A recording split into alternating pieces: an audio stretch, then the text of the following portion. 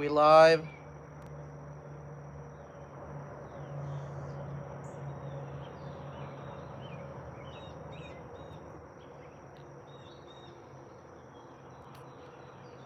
Are we live?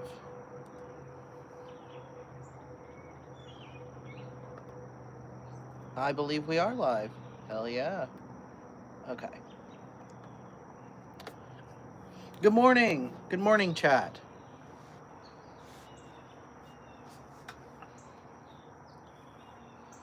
Wow, there is no one in here this morning. We'll see. We'll see if we can get some more people in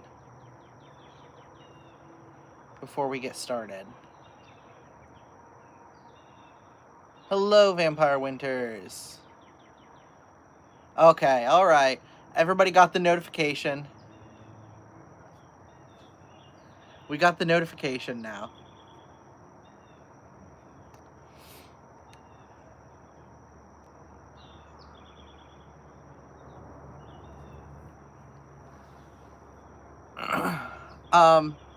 So the thumbnail was a bit of a fib, guys. It was a bit of a fib. I actually do know. Did I just have a bug land on me? I did not have a bug land on me. I swore I saw one come into this vicinity. It is so humid out here today, guys, just so you know. This is probably not going to be a very long stream.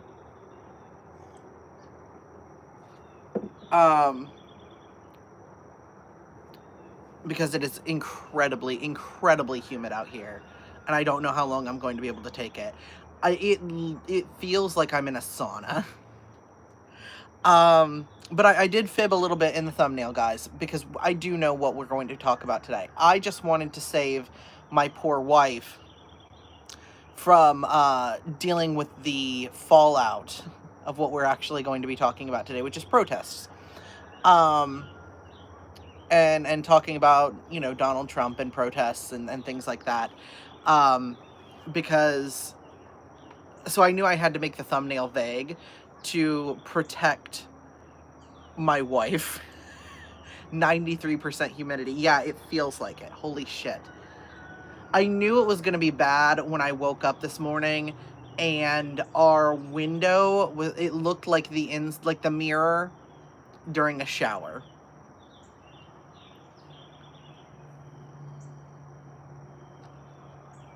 Hopefully the left can actually take the W this time. Yeah, I'd like to see it. I'd like to see it. Because I think that it is... It still looks like the bathroom mirror. Yeah. I don't doubt that. It is so fucking humid out here today. But I wanted to kind of go over a few things while people are still coming into chat.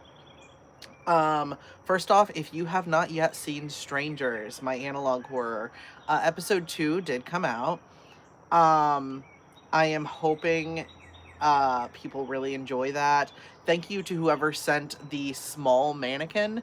I do appreciate that. I'm going to be using that in an upcoming episode. I know exactly what episode it's going to be used in. I thought I was going to use it in a couple different episodes. I might still do that, but I know for sure I need it for one episode. Yeah, I have 2 episodes up of the analog horror series.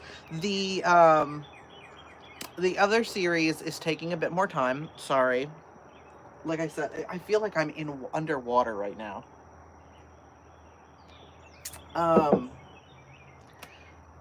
But there's 2 episodes up. The Confidence series, it's taking a bit more time. There's a lot more editing that goes into that. They're longer. Those usually run about 15 to 20 minutes per episode. I have at least one video essay written. I am gonna try to take that to the studio this week.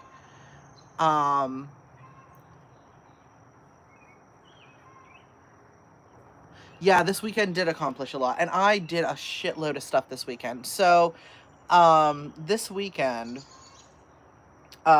So because we have put Mothman Ministries on hiatus, for the summer, because everybody needed a break. Everyone was just so fucking burnt out. Um, so we put Mothman Ministries on hiatus for the summer. We're going to be coming back with all of that in August, and we're going to use this couple of months to focus on building like strong community like connections. How did I miss the analog horror? I've been way too busy. Yeah, I put out 2 episodes of an analog horror. That is still in production, but so I've been trying to focus in more on like building community connections, building partnerships um, with other people in the area. Also, I want to let you know the other reason this stream might be short is because my voice is shot to shit.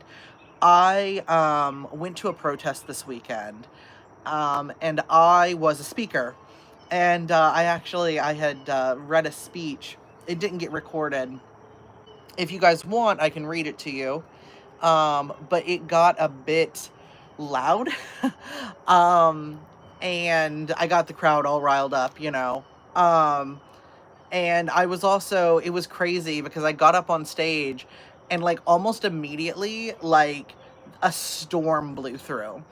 And so it was like, there was like these high winds and like lightning behind me, and it was crazy. Like, it was really cool though. It was like, thank you, God. I appreciate the background ambiance for this one. Um, but yeah, so God trying to give you some oomph, yeah. um, so yeah, let's see. I'll go ahead and pull it up and read it to you guys. It has like the intro, hello, thank you for having me. I'd like to thank all of the wonderful people who helped organize this. You guys are doing a fantastic job. We've heard so many speakers today, people who are ready. Oh, by the way, I was the last speaker, and I wanted it that way. So I demanded, well, I didn't demand, I asked to be the final speaker. You've heard so many wonderful speakers today, people who are ready and willing to fight back against the tyranny happening in this country, and that is good. We need to fight back. But there's something we need to remember. It doesn't end here. And it doesn't end at just fighting back.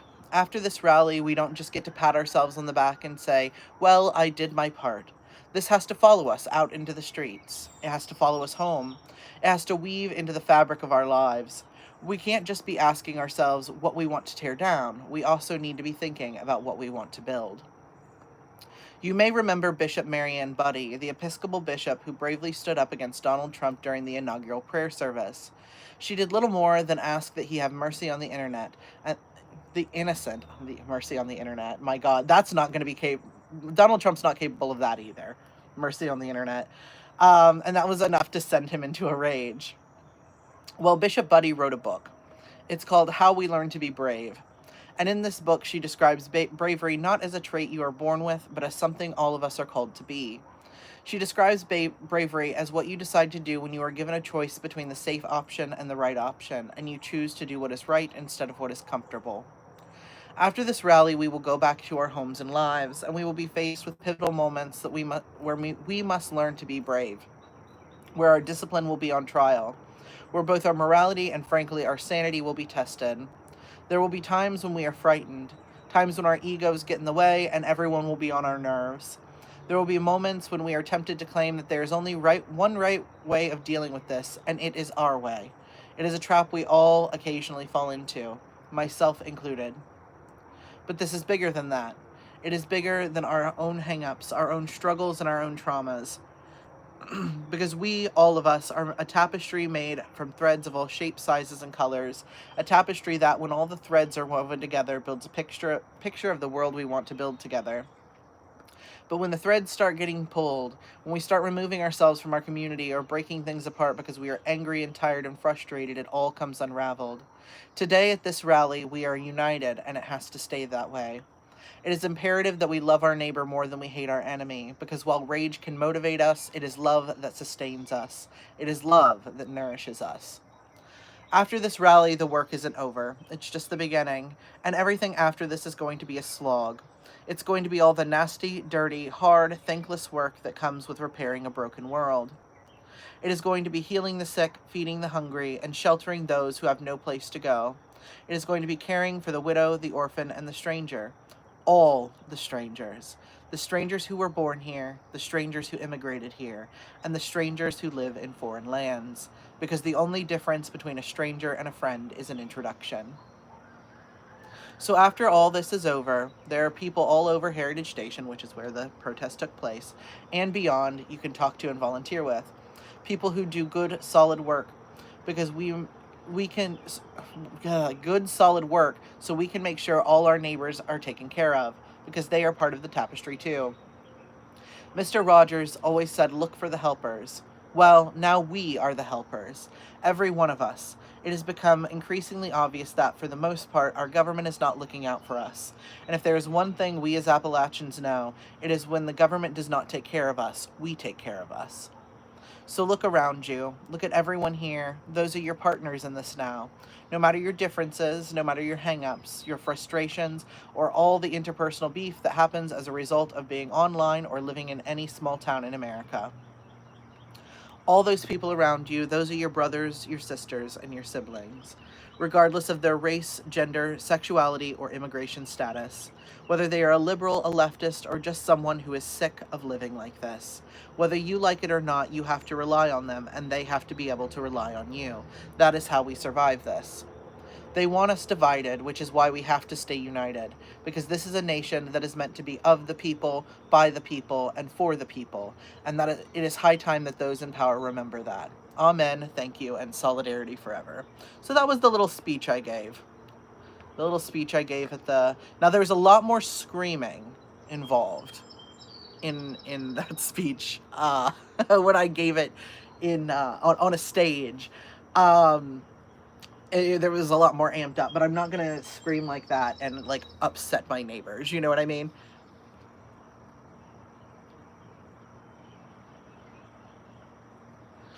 So yeah, that was the little speech I gave, and I wanted to kind of talk about the protest we had here. I kind of need to use the bathroom, and I'm like debating whether or not I want to leave all my shit outside, because somebody stole Bradley's fucking bike.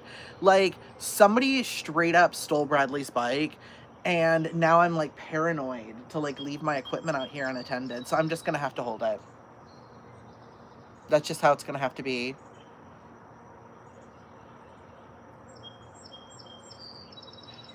No, I know y'all will be fine. When I'm in the house, I have no problem, like, running to the bathroom. But I don't want to leave all my equipment out on my front porch. So, yeah. I wanted to kind of talk about the protests that we had here in town, how that went, and kind of what those types of protests place are in all of this.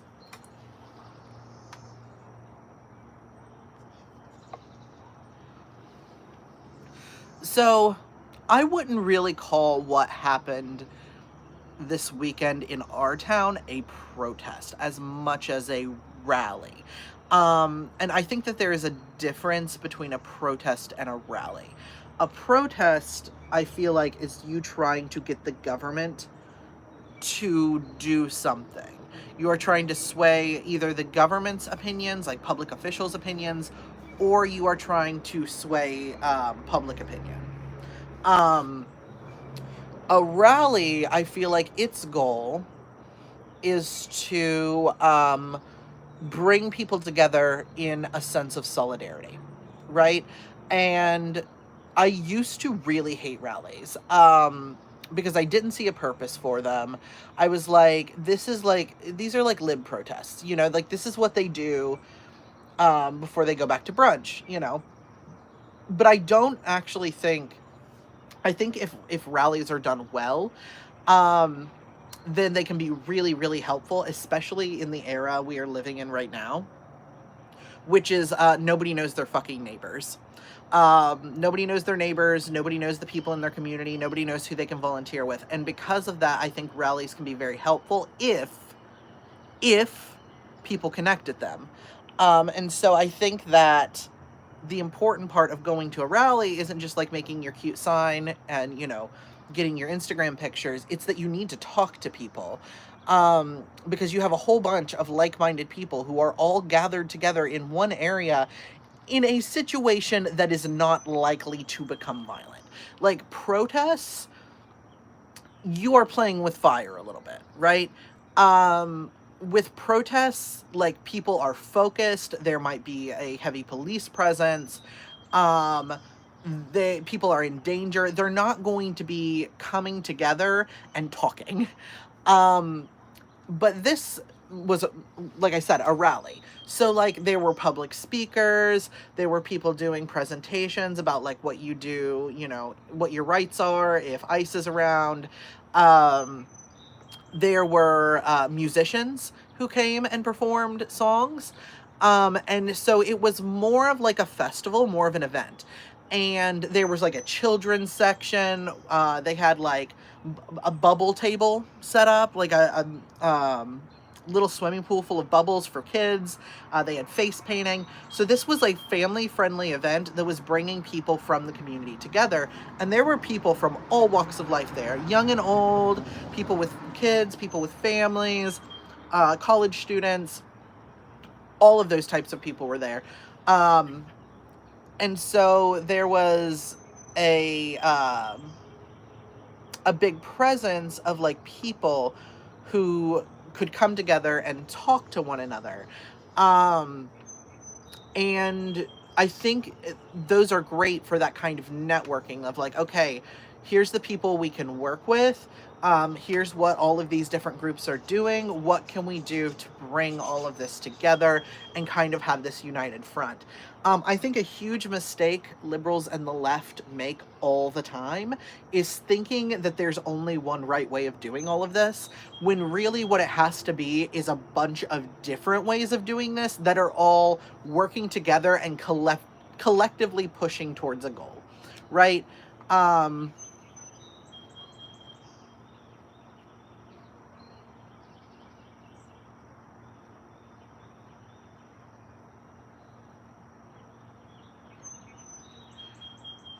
There was Southwest Minnesota here. Ours were rallies in a similar way. Also memorials after the night before.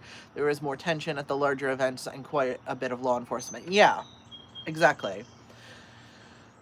I also used to prefer protests and sort of shit on rallies, but now I feel very grateful for rallies and the connections I've made there, especially since I'm not physically able enough to protest now. Yeah, so I think that there is, you know, an opportunity at these rallies to kind of come together and network.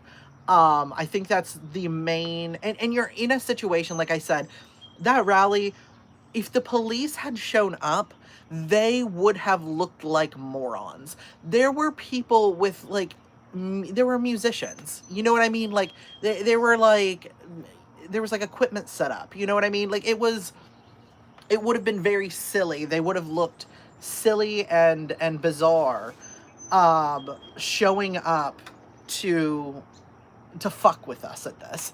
And I think that would have gotten a lot of like pushback from the townsfolk too. If they had come and like cracked down on something like that, where there's like little kids playing with bubbles, you know what I mean?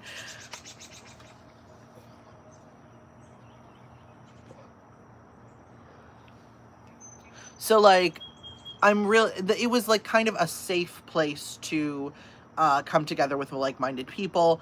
And I think that that's also very, very important. I think that liberals tend to think that having those kinds of things will, you know, change the government's mind. They aren't going to. That is not the purpose of those. They are not going to change the government's mind at all. Protests, unless they are done correctly, will rarely change the government's mind. What protests can do, if they are effective, though, is sway public opinion.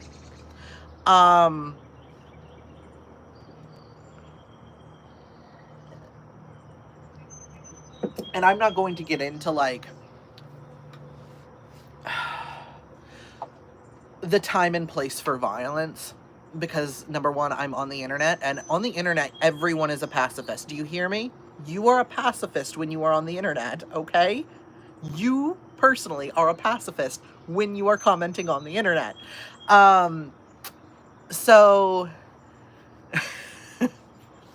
God, it drives me crazy. It drives me crazy how many lefties are like, go get 14 guns. And I'm just like, you are not posting this in the appropriate place. Like, this needs to be an inside thought. This needs to, like, if this is the kind of thing you're gonna do, you need to be doing this like somewhere in your town, not like on Beyonce's internet, okay? Like, this is not the time or place.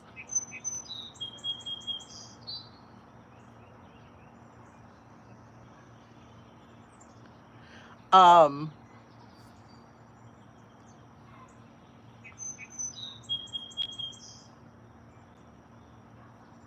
in my hometown this past week, there was a rally similar, but police showed up in full-on tactical military gear and escalated the hell out of it.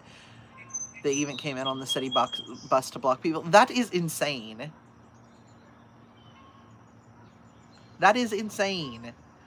And see, that kind of thing will, like, if people see that, they're gonna be like, are you kidding me? Like, people don't actually like that. That kind of thing is very, very unpopular.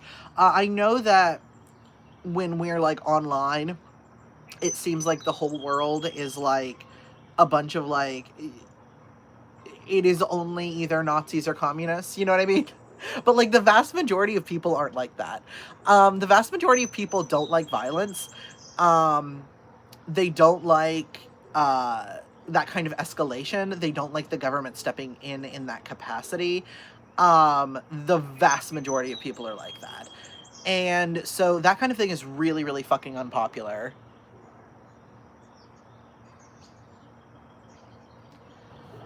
Ours was outside the town courthouse. They were getting ballot petitions signed, stuff donated to the food bank. They were expecting around 400 people like last time, and it was closer to 800. Yeah, we had a collection drive for the food bank as well. That's the other thing. Like, that kind of thing, it's like, if the police show up, that's going to become very, very unpopular with the general public.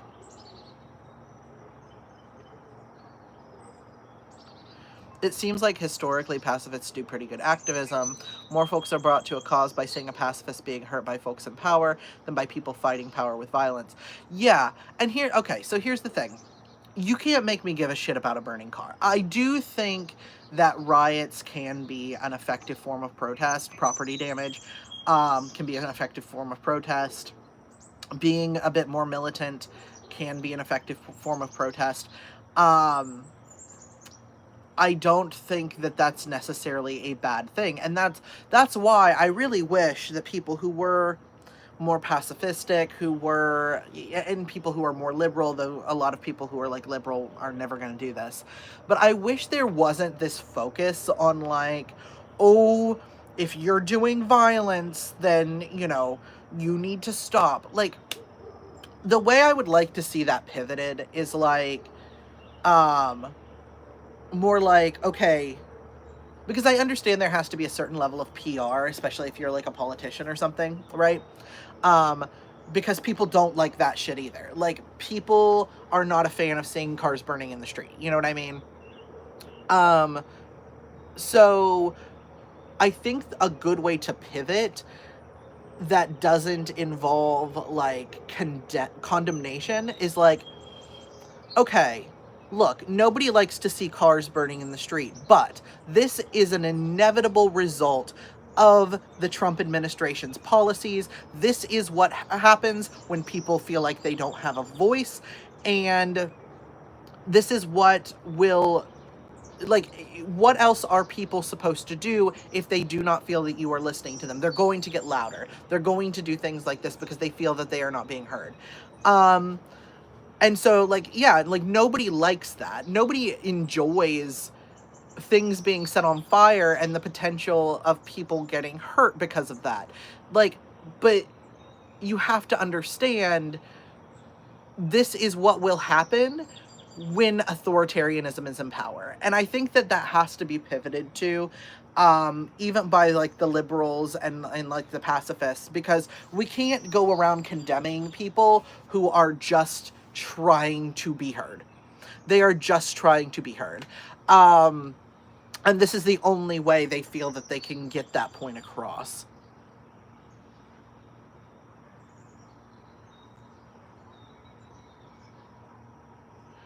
We were out of town this weekend, but we saw a rally in the town when we went, and it seemed lively and like a good turnout. Yeah, these rallies had an insane turnout. You don't judge a starving man by his table manners. Exactly. Yeah, so I don't want to see. It's always pisses me off. It's always really disappointing to watch liberals do this, like, tut-tutting of people who riot.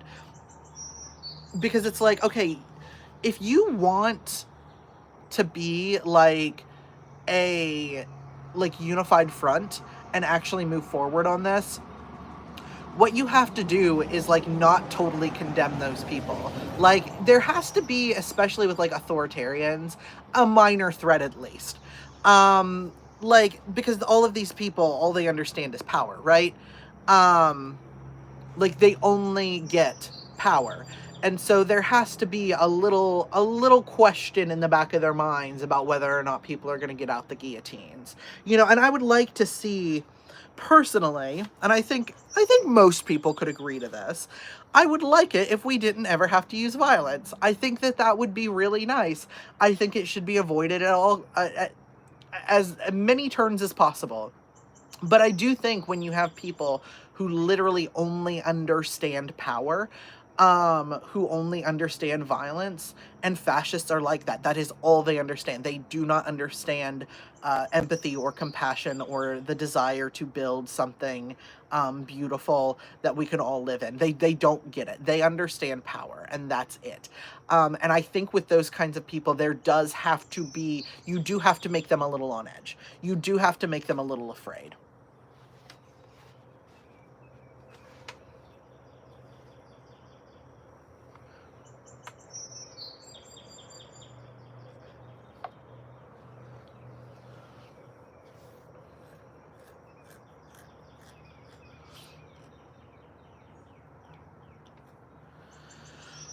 It was definitely interesting to see all the varied levels of response to the protests from law enforcement this weekend. Yeah, that was really interesting too. Like, there were some protests where the cops like joined in certain places. There were protests where the police got really heavy-handed.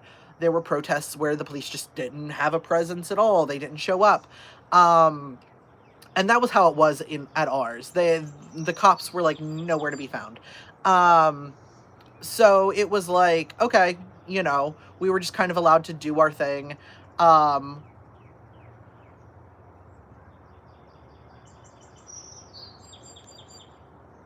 while folks were protesting here in Vermont, two migrant justice workers were detained by ICE and are still in custody now. Yeah. Okay, so here's what I'm going to do. I have to pee, guys. Like, it has to happen. So but the beautiful thing about this is that if somebody does come and try to steal my shit off the porch, they're going to be on video. So, all right, I have to go to the bathroom. I will return shortly. I'm so sorry. I know everybody's going to like walk out of here too. That's what always happens when a streamer goes to the bathroom.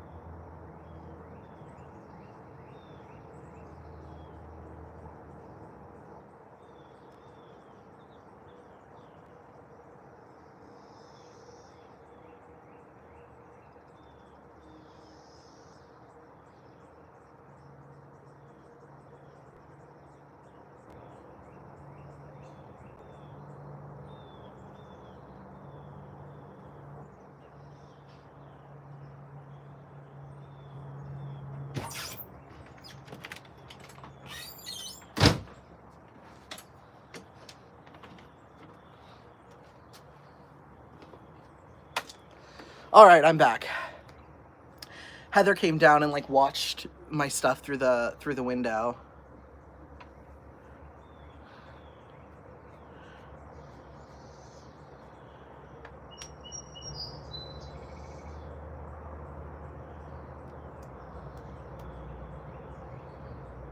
I fell on my hip at a pride pool party. I'm in my 30s, so it still hurts like hell. Oh my god, yeah, I bet. No, when I turned 30, my body fell apart. Like the second I turned 30, it was like everything it's all downhill from here. I'm actually really, really sore. Because this weekend, okay, so like I said in the beginning of the stream, we've been trying to focus in on like community bonding, like getting together with other people from our community and seeing what we can work on together, while we are putting Mothman Ministries on hiatus for the summer. And we did that hiatus for a couple reasons. Like I said, my whole team's burnt out. And the second reason is because all the college students are gone. So like we don't have any volunteers.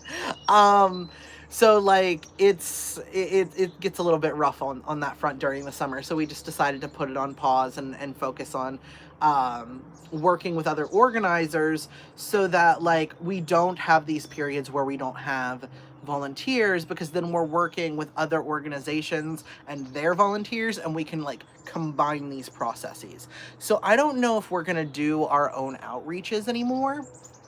I think we might be doing outreach with another organization to make sure that we always have the amount of volunteers that we need, and so that I am not setting up an entire outreach event by myself. Because Elliot started working on Saturdays and hasn't been able to do outreach. And Heather, because we have such a small vehicle, if Heather and the kids were in the vehicle, then I wouldn't be able to load it with anything except for in our trunk. And the trunk's not big enough. I need the back seat too. So I would have to make like 4 or 5 trips if we all went together, and that would involve hauling the kids, and it would just be a whole mess. So like I have been, over the past several months, and it's not like anybody's fault or anything like that, it's just kind of the way things turned out. Over the last several months, I've been doing that by myself, and it has been killing me. But back to my original point, I am so sore because on Friday they did big gay prom this weekend, and I went to help my friend Nishine, because she was setting up for big gay prom, and she was like alone. Like there was like nobody else. And so she was setting up an entire prom event by herself, and I was like, holy shit. And so I went over there to help her with that. And so we did that, and I was like setting up streamers and hanging up prom dresses, and then the next day we had that rally, and they needed volunteers for that too, to help with setup and teardown. And I couldn't stay for teardown because it was 80 something degrees. I had been there from 11 in the morning until 4 in the afternoon, and I felt like I was going to die of heat stroke. So I was like, Jamie, girl, I have to go home. Like I have to get in the cool air. I have to drink more water. I feel like I'm gonna pass out. And she was like, just go home. And so I had helped out with that, but that was like setting up chairs, setting up tables. It was going to rain, so we had to set up those, what are they called? Those tent things, to keep people dry. Pass out umbrellas, carry water. There was all of this stuff that needed done. And so I did all of that. And then yesterday I didn't do shit because it was Father's Day and I laid in bed. But because I had done all of that work those 2 days prior and then like laid down for an entire day, I am so sore this morning. I am so fucking sore. My entire body hurts.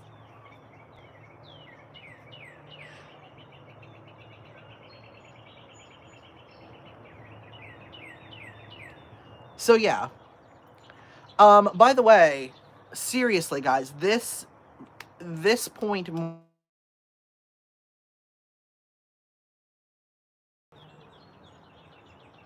All right. All right. Am I back up? Okay. No, give me a second. Let me see.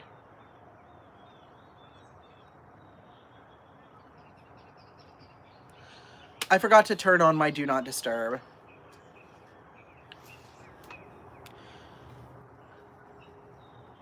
No, I have to put on do not disturb, or people will call me in the middle of stream, and then it'll do that. I don't even know who it was.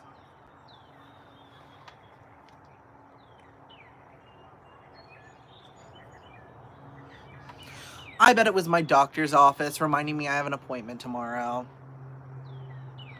Oh, crap. Heather, remind me, I need to get Bradley's pay stubs so that I don't have to pay $200 tomorrow. Hopefully. Hopefully I don't have to pay $200 tomorrow. Yay, not having insurance.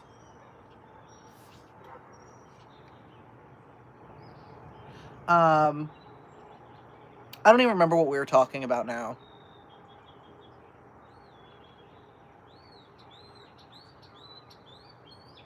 What's your old person recovery routine? Minus lidocaine patches, ibuprofen, and ice packs. Yeah, mine, I don't have one. I do yoga. Generally, that's like my kind of, like, I like to stretch everything out. Like, and try to, like, drink lots of water.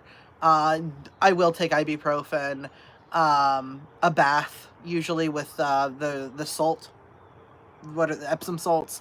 That's generally my go-to. Margaritaville says, I would love to see more dating series. Yeah, I was actually thinking about that this morning. About wanting to do, I think I'm gonna try to put that in my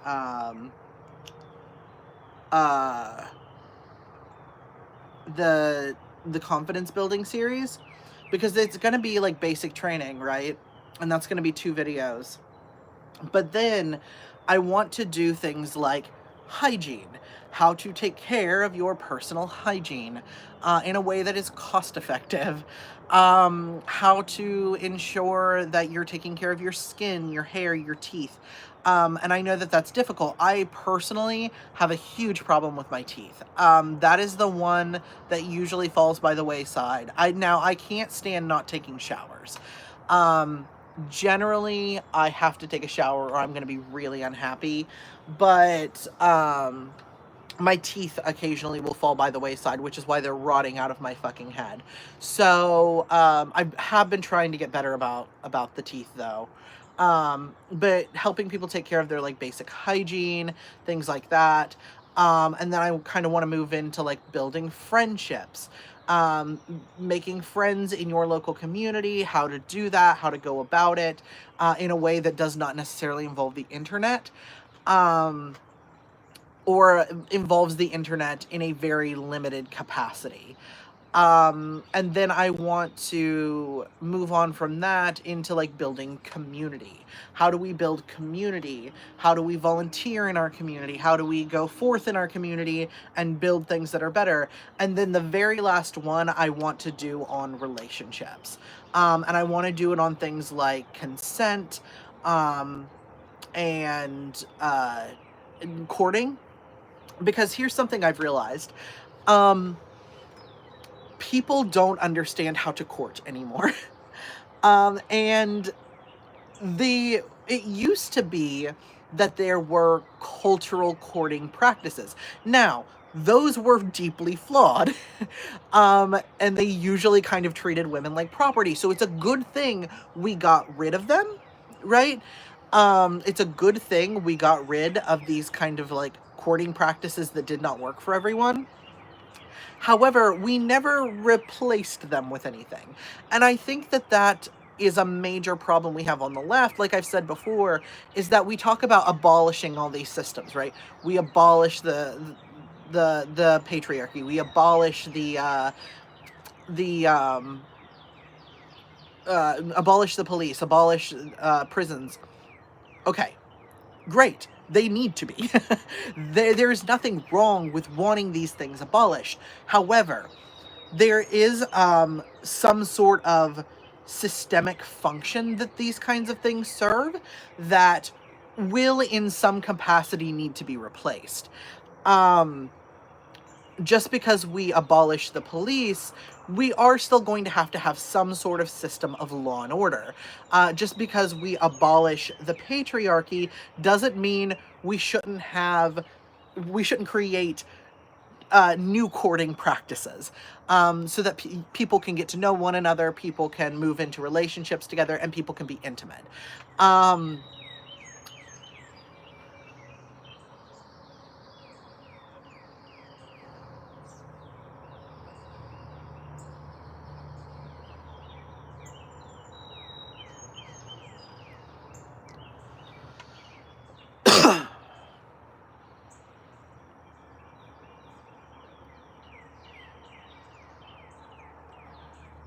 Gosh, I'm so glad to be married. I would hate to date right now. Yeah, that's the thing. I think that there's no real courting practices anymore. And I do think on some level we need to have those.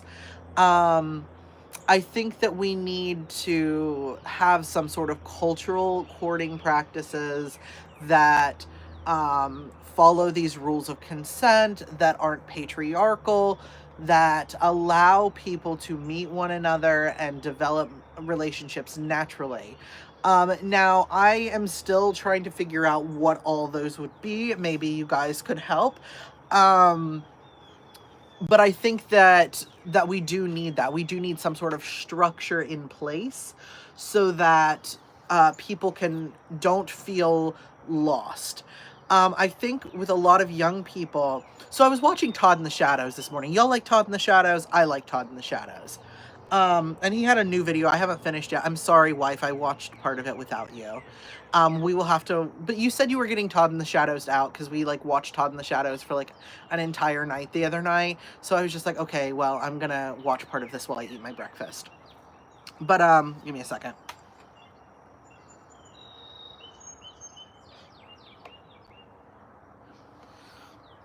Todd in the Shadows had done a video on a very boring song and how upset he is that music is moving in this direction that sounds like Christian pop. And how this was being created by a creator, like an influencer, who was kind of known as like a prank influencer, kind of your like Jake Paul type, right? But he was making this very like Christian pop sanitized sounding music.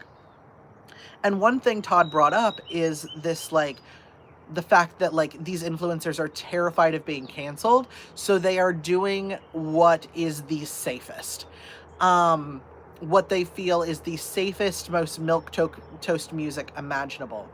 And I think that we have kind of gotten ourselves into this situation where the internet has created bizarro consequences if you fuck up in a relationship.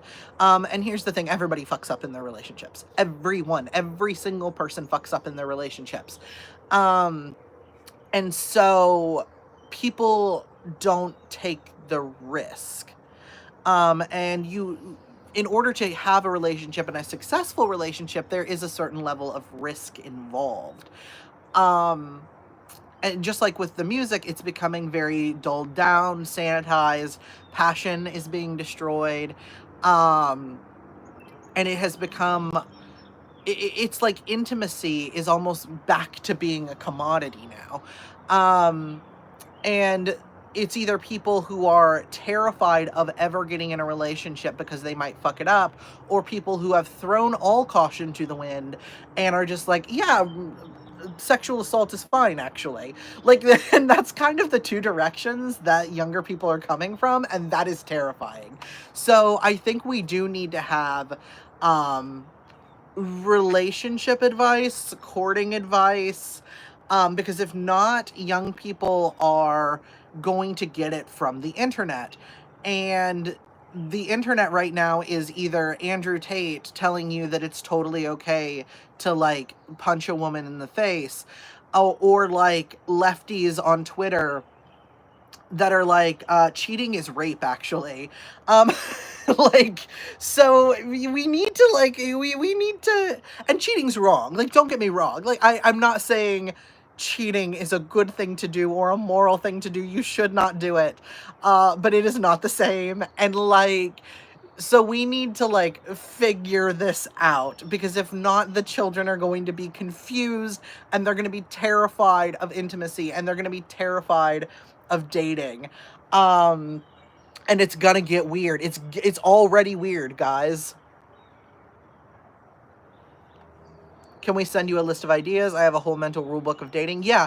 My email is mothmanministry@gmail.com. If you have ideas, go ahead and shoot me those ideas. I am not opposed to that.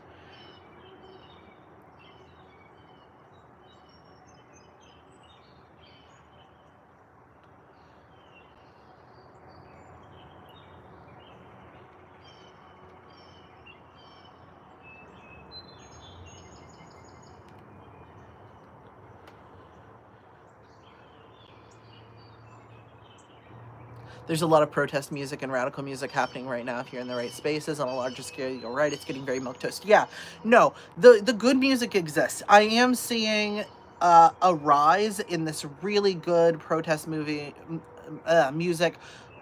really good, just all kinds of stuff. And you see it a lot on TikTok, like really talented musicians. But when it comes to like the broad music landscape, um, there are two Christian pop songs that have crossed over to the actual like top 100 at this point. Um, like two, there are two that are in like, I think the top 50 even. Um, they're on like the actual pop charts. And that is kind of the direction that things are moving, is this very sanitized, very milk toast art. And we can't have that. The point of art is to push boundaries. Like, there has to be boundary pushing, and this is kind of the direction things are going, where everything's going to be very corporatized, very sanitized, very mass marketed. And that is bad. That is very, very bad, especially if it's marketed and sanitized in a way that becomes very, very fundamentalist.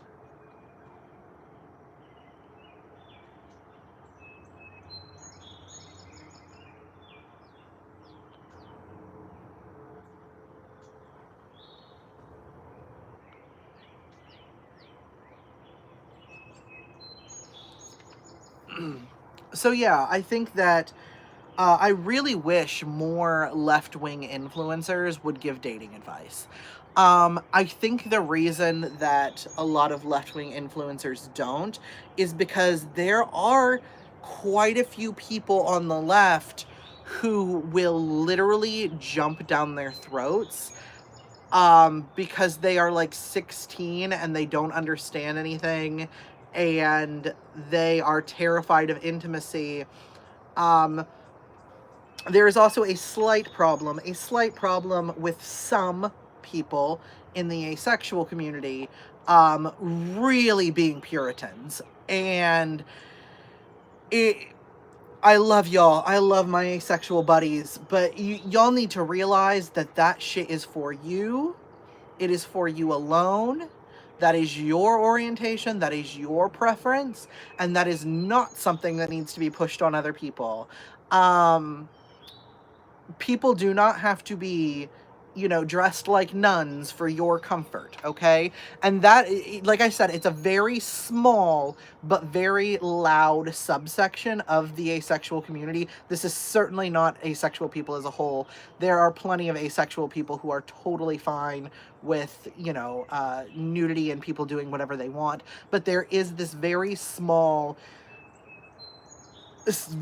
subsection that has decided that if you are not, um, if you are not completely covered head to toe, or you engage in any, sort of kink or sexual activity at all, you are basically, a sexual predator. It's very odd. It's very strange behavior. Um, I do not like it. And I think that very small, loud subset needs to be, like, swiftly handled, honestly.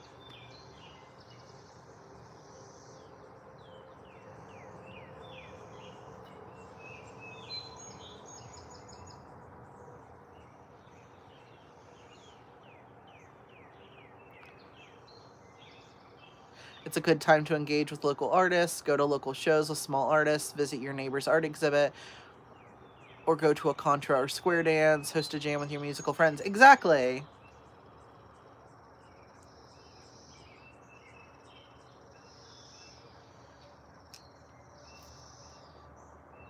I'm pretty sure that my last relationship died of left-wingitis. Yeah, yeah, it's a very, like I said, I think that there are just a very small because the thing is, like, if you go out into the world, right, and you are engaged in left-wing organizing, it does not act like it does online. For the most part, it does not act like it does online. Um, People act completely different. There's a lot more space for grace. There's a lot more space to mess up. Um, there's a lot more, like, actual learning and growing and relationship building there.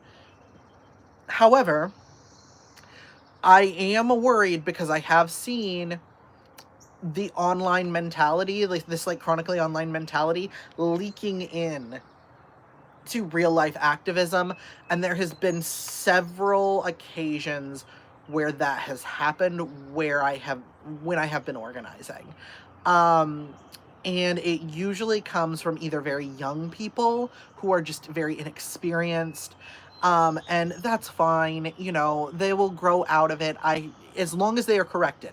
Um, a huge problem too is that older people are just happy to see them there, and so they'll let them get away with everything, and you can't let them get away with everything. You do have to put them in their place a little bit. And you do have to, like, put your foot down and not let them run rampant over you, because they will.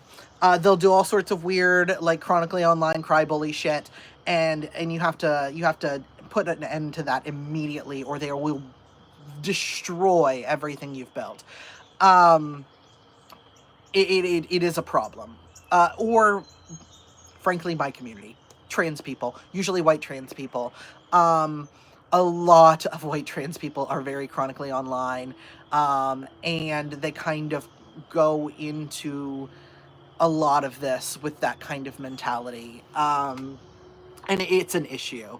Like I said, it can be nipped in the bud. It's not bad yet. Um, but I also live in a rural area, so I have no idea how bad it can get, in, like, big cities. I don't know if it's better or worse out there. Um, but yeah, it is becoming a problem, and it is something that needs addressed.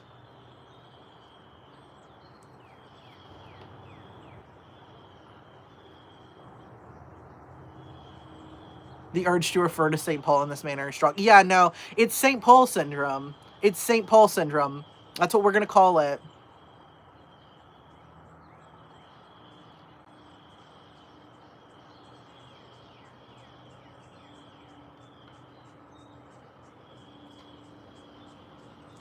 I had a friend break up recently with someone who was more interested in always being right and holier than thou than being in community. It was really sad. Yeah, those people do creep in. And what you're also going to be dealing with too, with a lot of young people, is that they've kind of grown up in the influencer economy, right? And you're going to find young people who very much want to be the center of attention, and that is not inherently a bad thing. I like to be the center of attention. That's why I'm a professional yapper. Okay, it's not inherently a bad thing to want to be the center of attention, but it has to be focused. You have to take that natural tendency and focus it in a direction where it can be productive. And that's the thing I've noticed too with like my generation and Gen X a little bit as well, is that we got so shat on by the boomers that a lot of Gen Xers and millennials don't ever want to correct the children. They don't want to make them feel sad. They don't want to discourage them from activism in any way. So what they end up doing is they just enable bad behavior. They enable these kids to like pop off with the dumbest opinions or the dumbest actions, and they just allow it. And you can't do that. If they want, these kids are very bright. They're very bright. If they're involved in activism, they're very motivated. They are like, if they get focused, they are extremely effective. However, they don't have any discipline, and you have to instill a certain level of discipline in them, or they will fuck up everything. They're like firecrackers. If you know, like a Molotov cocktail, right? Like if you aim it in a certain direction and hit your target, it's gonna be explosive, right? But if you sit there and you never aim it, it's just gonna blow everyone up. So like, it has to be focused in a certain direction.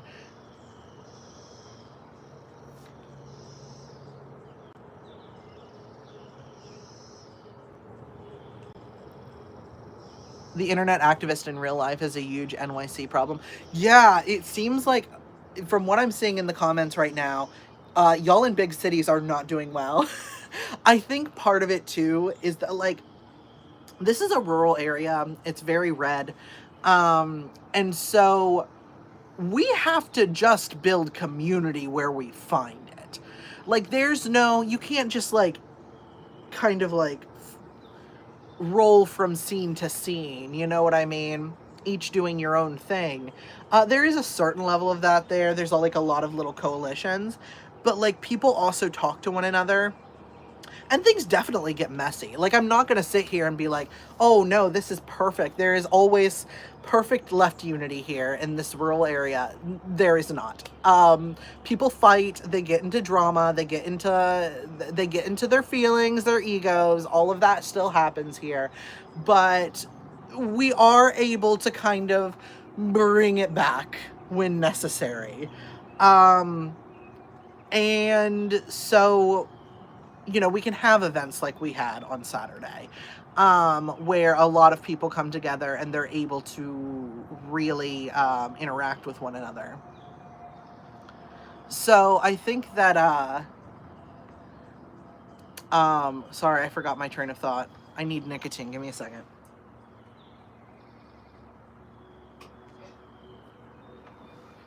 Okay. Dude, I'm so glad I live rurally. Community is the default, because otherwise you're alone in the woods. Yeah, exactly. Like, you have to learn how to create that community. And I think that is one advantage we do have here. We know we're outnumbered. We are well aware. We cannot engage in infighting to that level. Like I said, it still happens. It definitely still happens. People definitely get messy. But there is a certain level of like, okay, and now we have to bring it back together. Now we have to bring it back together. And the only people who don't do that are the chronically online folks. They are the ones who are like incapable of doing that. They have never learned that skill set, and it becomes really frustrating. Um, so yeah, I would really like at some point to do a video or something on like, okay, young folks, we want you to be involved. Um, Here's what you're gonna have to do though. And I have made a lot of videos like that in the past. And I always get shit for them. The thing is, if it's kind of an endurance test, right? With any young activist at all. Like not, it's not, it can get particularly bad with this generation just because of the internet. But every young activist is dumb, man. I was dumb. I remember what it was like to be like between the ages of like 17 and 23 doing activism, and you're an idiot.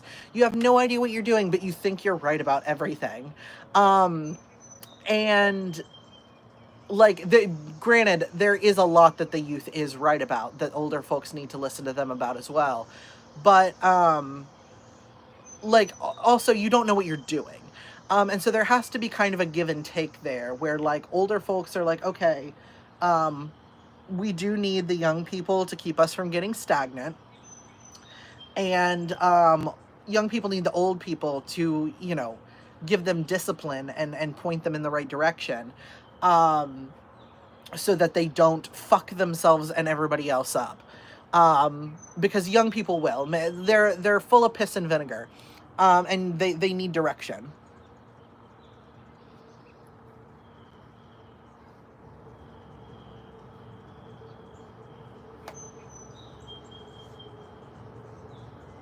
My local activism group has a big problem with cancel culture. They're so focused on calling out people and shunning them rather than calling them in to teach them and build community. Yeah. We've definitely had issues with that here. I have like a Discord with my friends, and there is a rule in that Discord that you do not make call out posts. You either come to me because I mod it, or you, better yet, handle your shit with the person you have beef with, okay? You go to that person and you handle your shit, and you talk to them about it, and you figure out what they were thinking and what led them to this conclusion, and you talk through it and work through it together, and then, you know, people may actually learn and grow and become better people. It is not good for coalition building to have people like that in your midst. They will destroy shit so fast, because there is no focus on learning, on growing, on redemptive justice, on people changing their minds. They are constantly in the way of de-radicalization work. They are a massive problem when you're trying to do any sort of de-radicalization work, trying to pull anyone out of like any sort of bad worldview that's unhelpful or damaging to themselves and others. And they want those people, they want to stomp their feet, and they want those people shunned. And then those people end up falling down weird pipelines, because they feel banished from their community. And people will naturally seek out community where they find it. It's ingrained in our brains. And if they find community in the far right, that's where they're going to get it. And I've been on about this for like 5 fucking years, and nobody listens to me, and it's really frustrating, and things have just consistently gotten worse. But those people, they will destroy your coalitions, like, so fast. In real life activism, they will come in and they will just set fire to everything. It's not good. It is not good to have that kind of behavior. And so with the youth especially, like, they have to, that shit has to end. You as older people have to put your foot down and not allow it to continue. And like I said, with my community, the trans community, a lot of us, like especially white trans people, are very chronically online, and they will also fuck up your shit. And there are people who are like my age who act like that. And it's really fucking frustrating. We tried to do a queer meetup in our city, and it was just supposed to be fun and lighthearted. And within the first 2 meetings, it fell apart because someone brought some BS online trans debate in. Yeah, it gets... What is young? Because I thought I was pretty old, but then some of my friends started teasing me that I was the baby of the group. I would say, when it comes to activism, what I'm generally talking about when I talk about, like, young people is, like, 25 and below, okay? And, like, I don't want to give them too much grief, right? Like, they're on a fucking dying planet. And they've been raised with the internet, and a lot of them are terrified of everything. And so, like, I want to give them grace. I want to give them grace. I want to encourage them to move in the right direction. I don't want to give them too much grief all the time. But they also, like, can't be allowed to act like little assholes. And I think that there's a lot of older folks who are not... Like, they saw how the boomers treated us. And by older folks, I mean, like, millennials, Gen X. They saw how the boomers treated us, and the boomers treated us like shit and told us that we were stupid and incapable and that we would never do anything right. And they are so terrified of young people thinking that about them that they're unable to just, like, offer discipline and advice.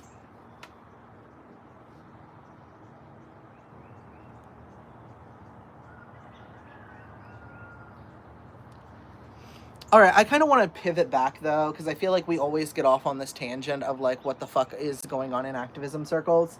And I kind of want to pivot back to, like,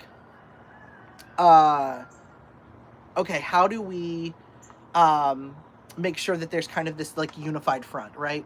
We were talking a little bit about that in the beginning of this, where we have, like, the rallies, which are kind of like networking opportunities for people to come together. We have protests, which are more about, you know, they can get a little riskier. There's more, like, possibility for danger or police presence at these. And then we talked about, like, more militant activism, which that is not my forte. I am not going to get into that because, like I said, if you're on the internet, everybody's a pacifist. Number two, I wouldn't know what I was talking about on that front. It's not what I specialize in, and I'm not going to give people really fucking bad advice that's going to get them hurt. So I would rather talk about all of the other things that are involved in this. The big one that has to be built up is mutual aid. It has to be. People let that shit fall to the wayside so often, and it drives me crazy because it is foundational. Mutual aid is foundational to getting anything else done. And it is really, really frustrating because I saw a post the other day on Facebook, and it was like, some people will be posting on the internet, some people will be at protests, some people will be doing this, that, and the other. They completely forgot fucking mutual aid. There was nothing on there about mutual aid. And because it was like one of those, like, different people have different ways of, you know, making a difference. Fucking mutual aid, man. Like, how does this keep getting overlooked? And a big problem, because like I said, I went to 2 events over the weekend. The biggest problems that these events have are manpower. There has to be manpower. It is so hard to get people to go out and do the slog work. And I understand why, because it's nice to go to a rally and be around people and have a social experience and, you know, take your selfies. Like, all of that's great, right? And that's fine. Like I said, I'm not going to sit here and shit on rallies. So help me, if some of y'all don't start showing up and doing, like, setup and teardown for some of these events, I'm gonna lose it. It is always, every single fucking event I go to, it is always, like, 60-year-old women who are setting this shit up, and that should not be the case. Why is that happening? Like, and that is a perfect place. We talked about earlier how we need to get young people involved, right? We need to get young people involved in activism, and they need to learn how to do this stuff and be given discipline and direction. That is where they need to be. They need to be setting up chairs. Okay? They need to be setting up chairs. They need to be washing dishes. Like, they want to get involved in big boy activism, then they need to be involved in big boy activism. They don't just get to come there 40 minutes late, which they always are. The young people are always 40 minutes fucking late. And they sit there and take their pictures, and then they leave. They need to be there for setup and teardown. They have to be. And that is, I'm going to like reiterate that.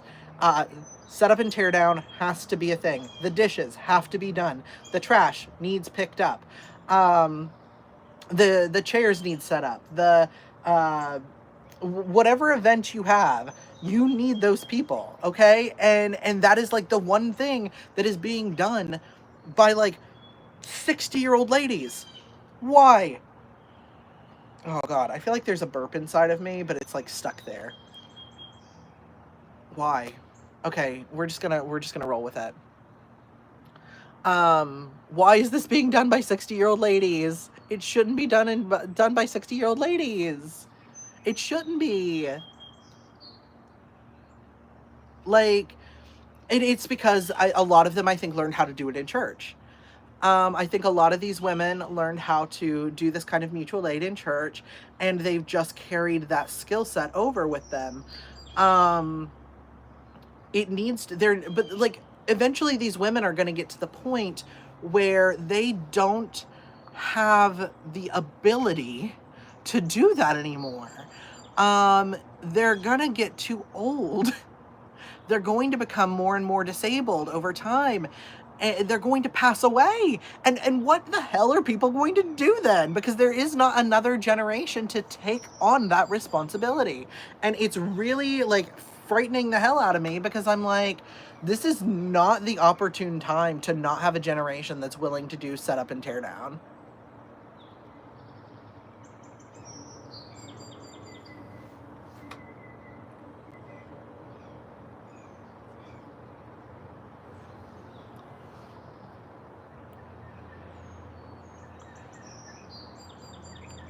Mutual aid can get problematic in NYC. It often doesn't feel very mutual. Yeah, because it's not. Because people don't know. They don't know how to do it. And so it's like a small group of people who end up doing all the work for everyone else. And that becomes incredibly frustrating. And I know, like, I don't want to sit here like a boomer and be like, oh, kids these days don't want to work, you know? Because I understand why people don't want to work for fucking low wages in capitalism. But, like, if you're going to be involved in activism, there's going to have to be, for a lot more people than there is, some actual fucking boots on the ground work. And like I said, the young people at every fucking protest, man, when I first get there, it's always like 15 people between the ages of 50 and 80 who show up on time. And then the young people like roll in like 30 to 45 minutes late. Like every fucking time, man. And it sucks. And that's gonna be one of those things where I'm like, okay, these kids, they got the spirit, right? But they need the discipline, which means showing up on time. Like, too many young people are like, you know, time is a social construct, and they're like, but like, it's important, guys. You have to show up on time. It drives me crazy. I've been working on learning from church ladies. I really think you're right. Yeah, the church ladies know what the fuck they're doing, man. Church ladies and nuns. Church ladies and nuns, if you want to get involved in mutual aid, that's where you start, man. You got to go learn from church ladies and nuns. I just spit. I'm so sorry. That was gross. But yeah, because they are like top tier. Like, have you ever seen, I don't know if y'all have ever been to a church where somebody has recently died, right? Where somebody's passed away, a member of the congregation. Them fucking church ladies have an entire funeral food setup within 24 to 48 hours. Okay? Like, every fucking time. Every time. Like, they are consistent with it. That family is going to be taken care of with casseroles for the next week. Okay? And they managed to pull that off within 24 to 48 hours. It's insane. So, like, that's where you go. That's where you learn, is from the church ladies. They know what they are doing. They get the dishes put together like that. Yes, they do. They do.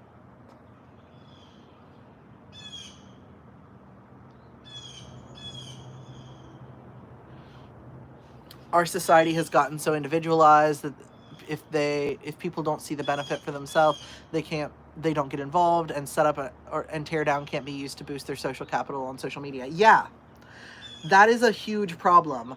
And a lot of young people do want to boost their capital on social media. It has been an infinitely frustrating experience because, yeah, I have made videos where I'm doing mutual aid, but when I do videos where I'm doing mutual aid, it's because I'm trying to teach people how to do it. You know what I mean? I think a lot of younger people just want to show up at the protests so they can get their Insta shots, and that can't be the case. You gotta go and set up and tear down. You have to. You have to. It's part of all of this.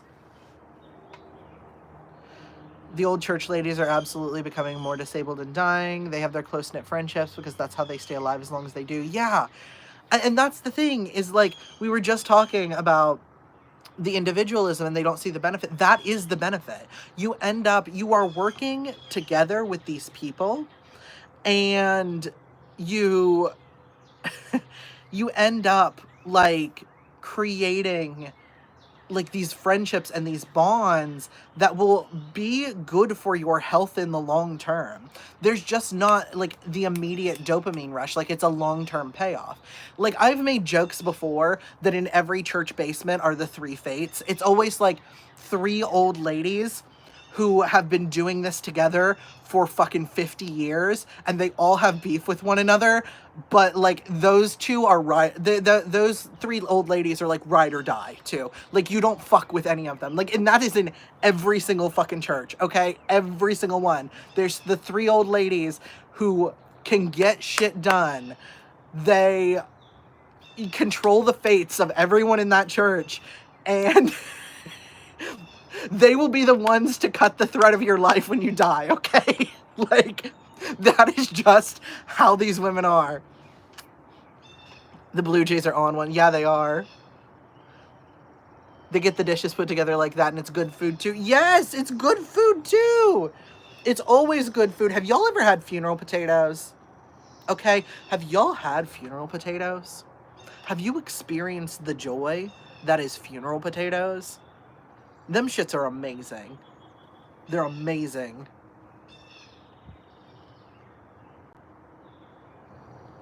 I prefer the behind-the-scenes work, like dishes, set up, and tear down. I hope someday I'll be one of the church basement fates. Yes! Okay, and that's the thing. This is what kills me, too. Is that there are so many people online who are like, I can't go do anything. I can't help with my community because I'm an introvert and I don't like to be around people. Okay, you are on dish duty. Okay? You are on dish duty now. Okay? You don't want to be social? You don't want to engage in all of that? That's fine. Go do the dishes, man. Like, go set up chairs. You don't have to talk to nobody when you do that shit. You may have to, like, occasionally ask for direction, but that is it. Like, but it's slog work, and people don't want to do slog work because it's boring and it hurts your back and it sucks. But it has to get done. It has to get done. Like, there is no way around this, guys. It has to get done.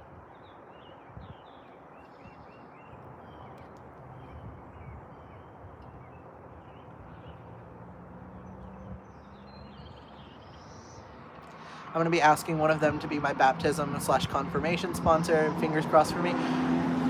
You'll probably get it. The old ladies, they want to bring new people into the fold, okay?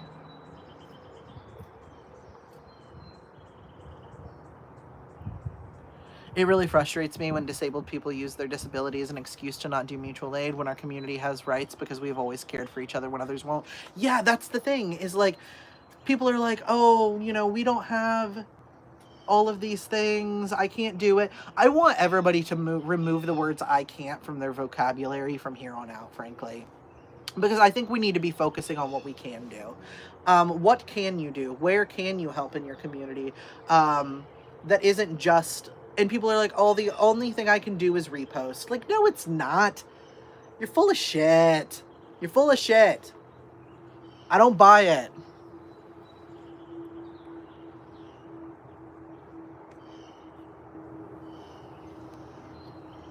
And I know this because a lot of these people are the young people who show up to the protests and they roll in 30 minutes late. If all of those young people who rolled into the protest 30 minutes late showed up for setup and teardown, there would not be a problem. Okay? We would not even be having this conversation.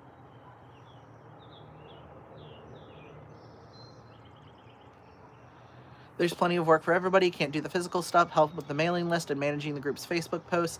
Can't stand people, dish duty and tear down. Yep, exactly. There is a place for everyone in this. And we need to be empowering people.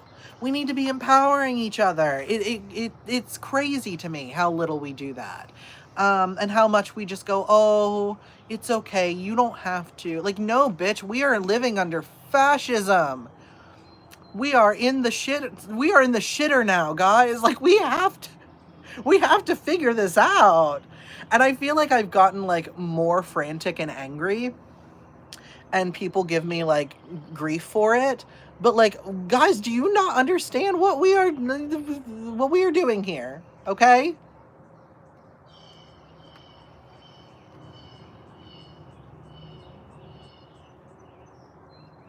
Funeral potatoes. Yeah, funeral potatoes. Funeral fucking potatoes, guys. They are top tier. They are fucking top tier.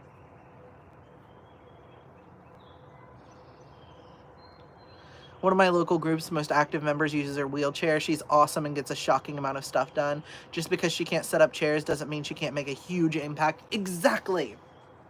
Like, there are so many, like, so many of the people I work with have various disabilities. The organizer of the rally that we went to on Saturday is an autistic woman with a mother who is blind. And they were the organizers of that event. Don't shit me, okay? My boss is calling me, so I gotta bounce. It's always lovely having you, Donnie.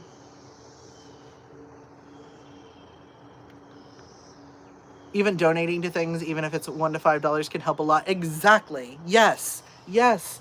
Or if there's like a food pantry run, things like that.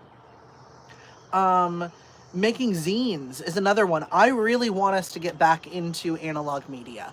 I think that it is essential that we start putting things to paper again. And I know that that is not the most environmentally friendly thing, but at this point we have servers that are destroying the world anyway. So like, maybe it's time to bring things back to paper. Okay? Maybe it's time to bring things back to paper, because you can't trust the computers anymore, if you ever could in the first place. And like, people need something tangible in front of them that they can look at, that has the possibility of changing their mind. Something that effort has gone into, you know? There's a reason that like fucking Jehovah's Witnesses and shit go door to door. There's a reason that people stand outside, like religious folks stand outside with flyers, okay? Like, there's a reason people do this. And yeah, it's annoying to a lot of people, but there's a reason for it.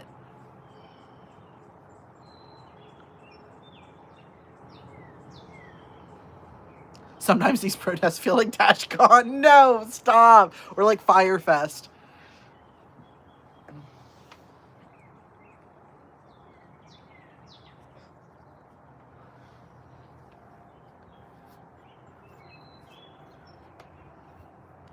I'm literally on SSDI, and I managed to somehow end up in charge of events/games at my local community pride picnic.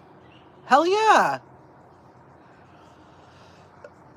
Empowering people is also mutual aid. I spent last week helping a friend with some backbreaking housework. Now that friend has more ability to help elsewhere in their community and family. Yes, it's all give and take, okay? It's all give and take.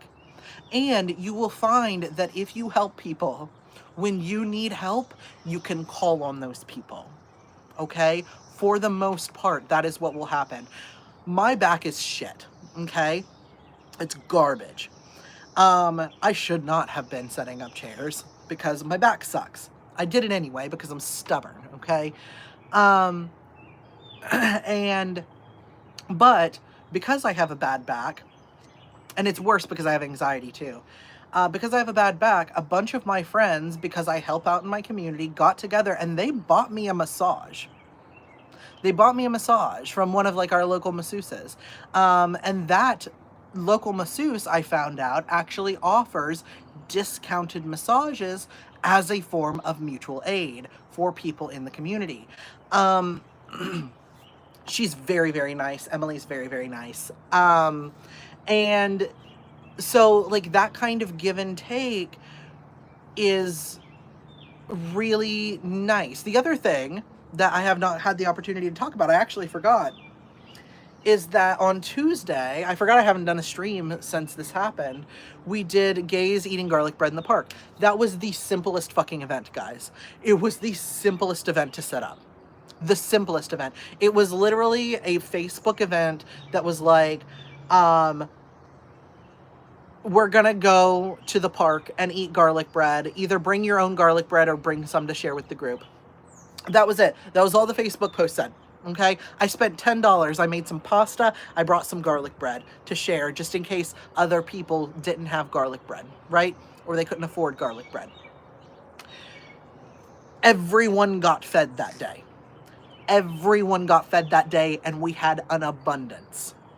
We had more than enough food. We had so much food from gays eating garlic bread in the park because people brought pasta, they brought breadsticks, they brought meatballs, all kinds of stuff.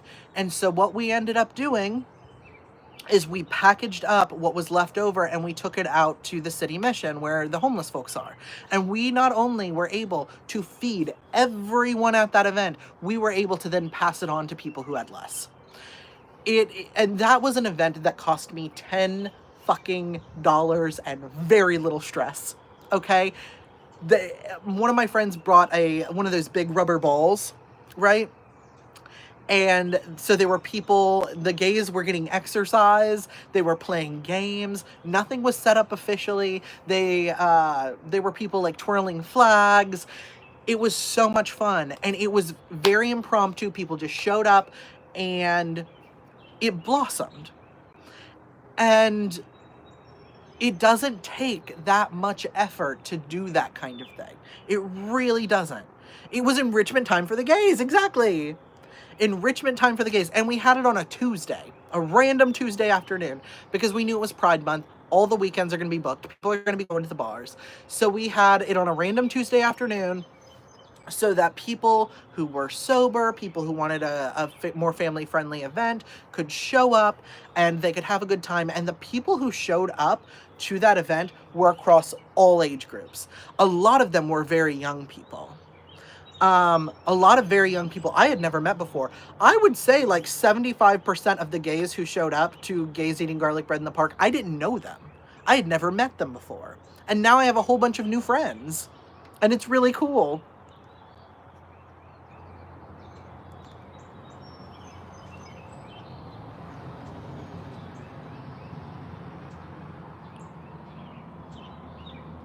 It can for sure be very frustrating to attend events not disability-led, though. We often aren't considered, and that can be demoralizing, but it's a reason to fight harder.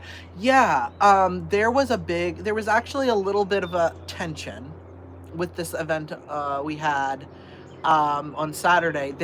Because it was being created by an autistic woman and her blind mother. There was a little bit of tension with some of the younger folks on accessibility. There was some tension there. We got through it, you know. But there I would be lying if I said that tension didn't exist. And it was a bit of a thing for a couple days. Ultimately compromises were made, we figured it out. But yeah, there that is a problem with accessibility. Try to at least make some, like, not every event is going to be for every person. It is impossible to make events that are for every single person. You're just not ever going to do that. You're going to come into conflicts somewhere, either with noise, with where where the event is located, and things like stairs. You're going to have issues no matter what with all of that. But at least if you're some sort of organizer, try to fit as many people as possible within different events you have. Okay? Not everybody's going to be able to show up for everything, but there should be things that everyone can show up to, if that makes sense. Real human interactions work. Exactly. My most active local party member is near housebound. She gets around on a motorized scooter when she's out. Another member funds a lot of our stuff on retired farmer money. Yeah. Yeah, and you will find that if you come together, like gays eating garlic bread in the park, nobody had to spend a whole ton of money on that. You know what I mean? People just kind of spent what they had to spend, and we had an abundance. It was like feeding the 5,000. You know what I mean? You take one loaf of bread and one fish, and and if everybody brings one, you feed more people than you could have imagined. It's stone soup, you know? And I think that people don't see mutual aid as something they can engage in because they have very little to bring. But if you just bring a little bit, a little tiny amount, it multiplies. And I think that people don't see any benefit to themselves when they do this. But what I don't think they realize is if you go to these things with a little, and if everybody brings a little, then everyone gets to eat a lot. Like, it does multiply in that way. If everybody brings something to put into the soup, then you may only have one potato at home, and then they're stuck there eating one potato. But if you bring the potato, then everybody else will bring carrots and beef and stock, and then eventually you have a stew that everyone can eat a whole bunch of. And you have more than just your one potato. And that's where individualism kills us. Because it does not teach us that when we come together, we will have an abundance. And there won't be waste.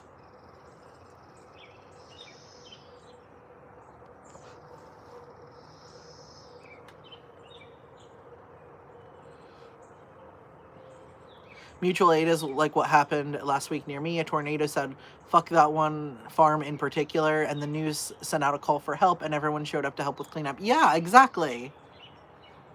Highly recommend the Electric Zine Maker. It's a free download. I've never heard of that before. I'll have to look that up.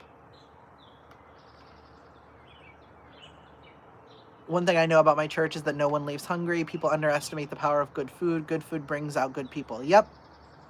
Some people drove to gays eating garlic bread in the park from like 2.5 hours away. Yes, they did. Yes, they did. People came from all over the state to that event. It was crazy. And there was probably in total, because people kind of came and went, you know, like they'd eat, but then they'd kind of get like hot, or they had other things to do, so they'd kind of leave and new people would come in, or people would just be in the park and they'd come and join us.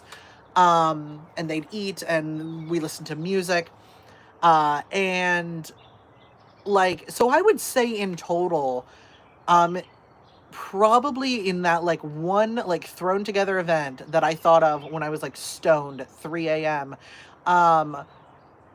We probably had what, like 50 people come in and out. It was a lot of people. There were a lot of people for an event that was thrown together in that way on a Tuesday.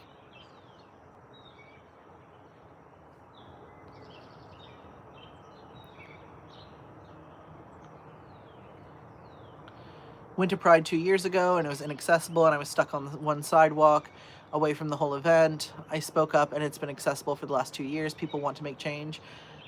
Yes, exactly. I would say it was closer to 70 or more. You think it was closer to 70? Yeah, you might be right. You might be right. Because a lot of people kind of came in and out.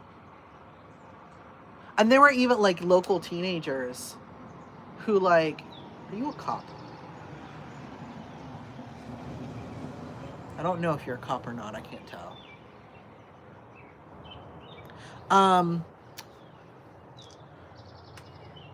Anyway, sorry. There were even like local teenagers who were just like hanging out in the park, and they came and we gave them drinks, we gave them food, just like outreach to the local community. Everyone was welcome,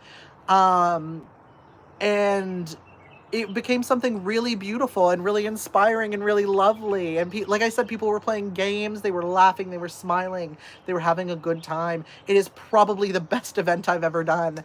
And it was because it was just kind of thrown together and everyone came together to do it. Everybody kind of knew that they had to contribute something, you know? My friends and I have a monthly D&D night where we play D&D. And we all bring part of dinner. Last Saturday was lasagna, garlic bread, regular bread, a veggie tray, and cheesecake. And all 8 of us ate hearty. Yes, exactly. My town has an official pride that costs money and a big queer cookout in the park that's free.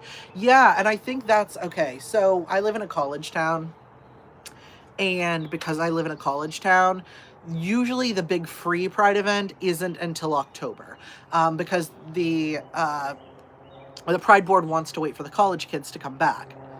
And so they'll do a couple paid events in June.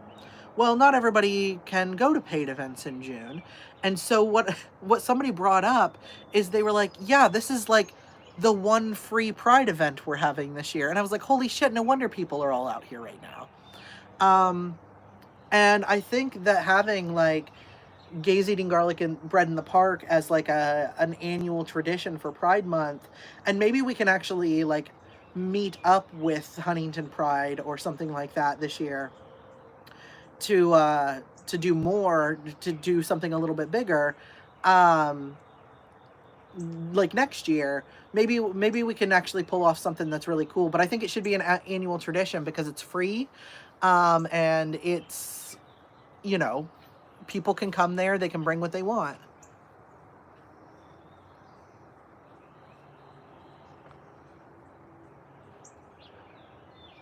That was the most Appalachian pop thing, Squint Eyes. Are you a cop? No, okay, so it was a black SUV with no front license plate and tinted windows that just drove down my fucking street. And I was like, this might be a cop. Okay, that is fair. That is a fair assessment of the situation, all right?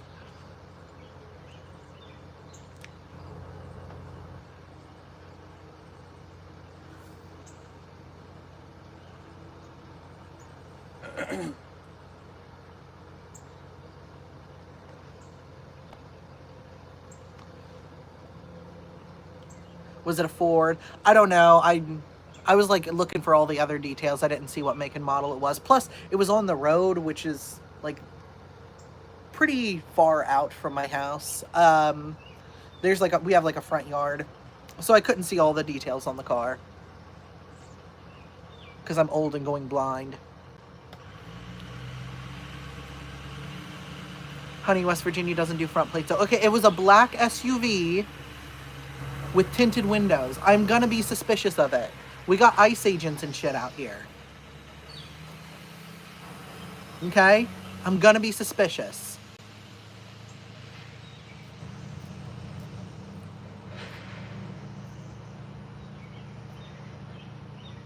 My town had its first community pride event, free food, no corporate sponsors, just a bunch of folks, outdoor games, and info booths on community resources. It was awesome. Yeah, that's the thing. Next year for Gays Eating Garlic Bread in the Park, I wouldn't mind if we had more like resource booths and things like that. I think that could be fun. I think that could be fun. But like this was like real impromptu, and so it was real low stress, which was nice. I gotta admit, it was nice to have something that low stress.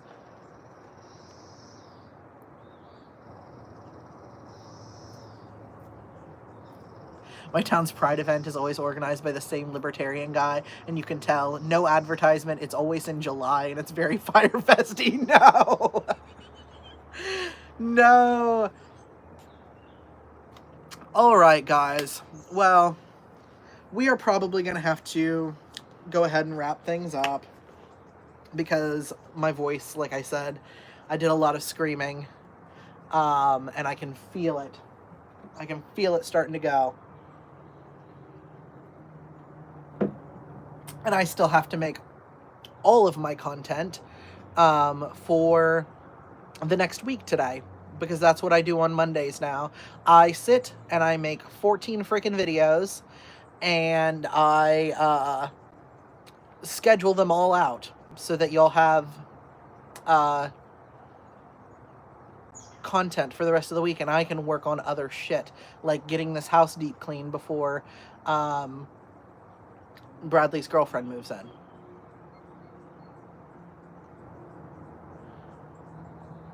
How are you surviving the kids on summer break? Because I'm barely holding on.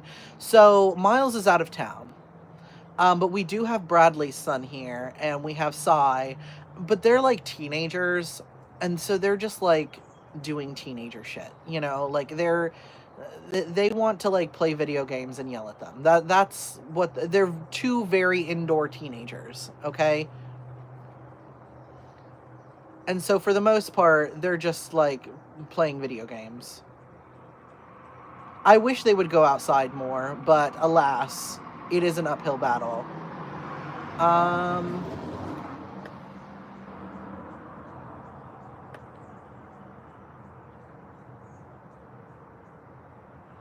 So basement girlfriend for basement husband, yes.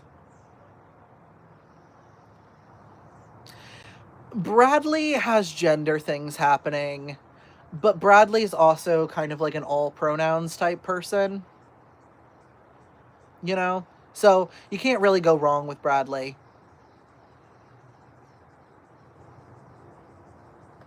Bradley's always had gender things happening though, for like as long as I've known them. But also Bradley's like, this is not a good time in American history to transition, and I'm like, girl, I feel you.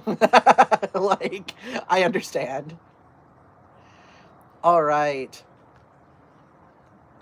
So I'm gonna go ahead and read donos. An extra special thank you to hold on. Gotta get back in here. Margaritaville, thank you so much for your donation. We should do more dating series. I am working on it. Okay.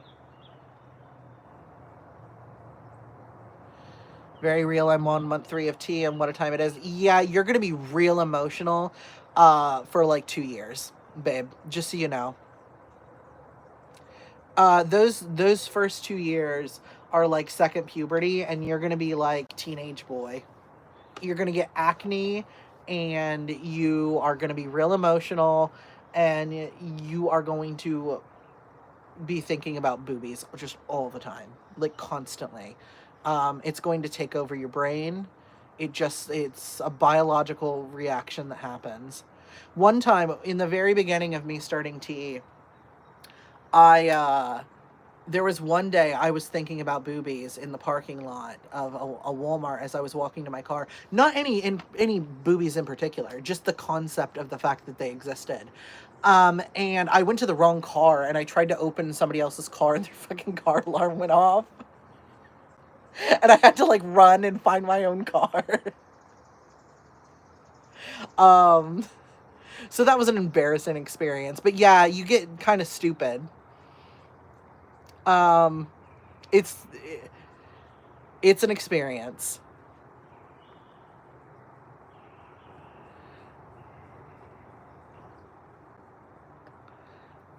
Honestly, thank God I'm married because I would probably be sexually reckless right now if I was single. I definitely was. Yes, I definitely. Those first 2 years, man, that was my sloot era. Okay. So to be fair, my like first decade of adulthood was my sloot era, but it got really, really bad when I got on testosterone.